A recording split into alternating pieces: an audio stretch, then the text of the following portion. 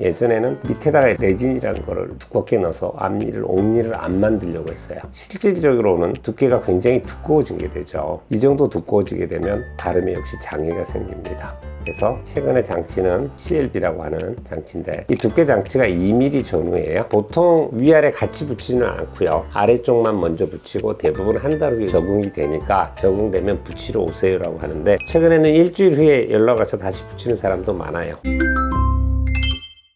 설득 교정은 예전부터 굉장히 많은 종류의 설득 장치들이 만들어져 왔었어요. 예전에 미국에서 만든 거는 이렇게 두께가 굉장히 컸었어요. 두께가 보통 한 3mm, 3.5mm 정도 되는데, 이러면은 혀에 이물감이 크죠. 근데 이제 영어 발음이나 또는 일본어 발음 같은 걸 보면 받침이 별로 많지가 않아서 이렇게 두꺼웠어도 사람들은 그렇게 적응을 해요. 근데 우리나라 사람들은 특히나 이렇게 밑에 이렇게 볼록하게 튀어나온 훅이라고 하는데, 이런 게 달려 있으면 뱀 발음을 할 때 굉장히 불편합니다. 우리나라에도 이걸로 대부분 교정을 했었는데 발음에 문제가 생겼었어요. 그래서 요즘은 이걸 거의 안 합니다. 이하고 같은 색깔 장치는 시범적으로 만들어졌었는데, 입안에서 이하고 같은 색깔이 있을 이유도 없고요. 그리고 표면이 거칠어요. 설득 장치들 중에 이렇게 복잡하게 철사를 구부리는 것도 없이 이 붙이는 것까지 다 만들어져요. 금리로 만들어주죠. 근데 철사 자체가 구부리기가 되게 어려워요. 그래서 기계적으로 구부려 준다고 하는데, 그리고 앞니에 아까 말한 옥니를 방지하는 힘이 별로 없어서 우리나라처럼 발치를 하는 교정이 많은 경우에는 앞니를 옥니 만들기 쉽기 때문에 잘 안 씁니다. 보시면 굉장히 많이 위아래 차이도 있고 앞뒤 차이도 있어서 이렇게 복잡한 철사를 내가 구부릴 수가 없어요. 그래서 회사에서 구부려 주기 때문에 답답하게 느낄 때가 많습니다. 예전에는 밑에다가 레진이라는 거를 두껍게 넣어서 앞니를 옥니를 안 만들려고 했어요. 하지만 철사 구부리는 건 어차피 있고요,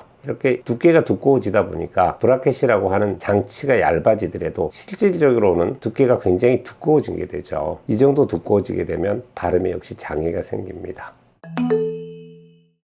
그래서 최근의 장치는 CLB라고 하는 장치인데, 이 두께 장치가 2mm 전후예요. 굉장히 얇습니다. 그리고 치면에 바짝 붙여요. 대신에 옥니를 만들지 않기 위해서 앞니에는 철사를 2가닥을 써요. 그래서 앞에서 뒤로 당기더라도 앞니가 안 쓰러지죠. 환자들의 발음의 문제라든가 또는 이물감이 훨씬 적기 때문에 이 CLB라는 장치를 주로 많이 씁니다.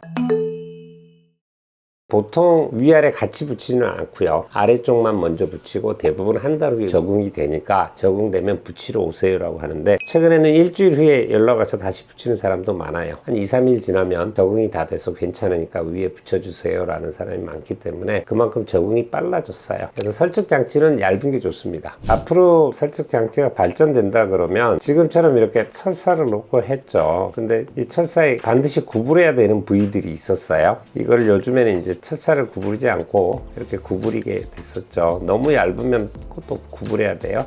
근데 디자인을 바꾸니까 조금 더 간편하고 치료 효과도 좋은 장치가 나올 수 있겠죠. 예를 들어서 브라켓 내에 마이크로칩이 들어있게 되면 칩 자체의 기능에 의해서 이 슬롯이라고 하는 철사가 들어가는 부위가 자기가 이동을 하거나 아니면 두께가 조금 변한다든가 각도가 바뀌게 되면 철사 하나만 넣고 기다리면 이 자체가 교정을 할 수도 있잖아요. 그러면 매달 내원해서 철사를 바꾼다든가 하는 불편함도 줄어들 거고, 원격적으로도 컴퓨터 상에서도 진료가 가능할 수 있으니까 그런 시대가 올 수도 있지 않을까라는 바람을 해봅니다.